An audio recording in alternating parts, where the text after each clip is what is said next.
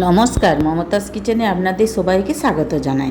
বাড়িতে তো অনেক সময় কোলা রয়ে যায়, কোলাতে একটু আধটু দাগ পড়ে গেলে বাড়ির কেউ খেতেই চায় না। তাই এইভাবে বানিয়ে দিয়ে সবাইকে চমকে দেন, কেউ খেয়ে বুঝতেই পারবে না কি খাচ্ছে। কোলাগুলি ভালো করে মেখে নিয়েছি, ওর মধ্যে চিনি, ময়দা, সুজি, দুধ আর বেকিং পাউডার আর স্বাদ মতো লবণ দিয়ে ভালো করে মেখে নেব। অল্প ওখানে মৌরিও দেবো। এইভাবে মেখে 10 মিনিট রেস্টে রেখে দেব। সুজিটা আছে, সুজিটা ভিজে যাওয়ার জন্য।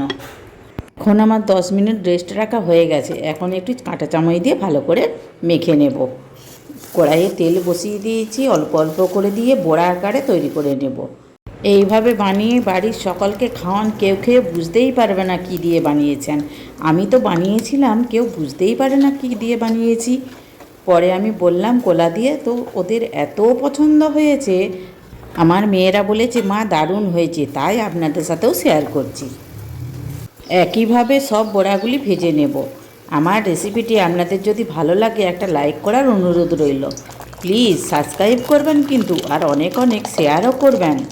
এখনও যারা নতুন বন্ধুরা আমার চ্যানেলটি সাবস্ক্রাইব করেননি, প্লিজ প্লিজ সাবস্ক্রাইব করে ফেলুন নিত্য নতুন রেসিপির ভিডিও পাওয়ার জন্য। আর ফেসবুক থেকে দেখলে ফলো করবেন।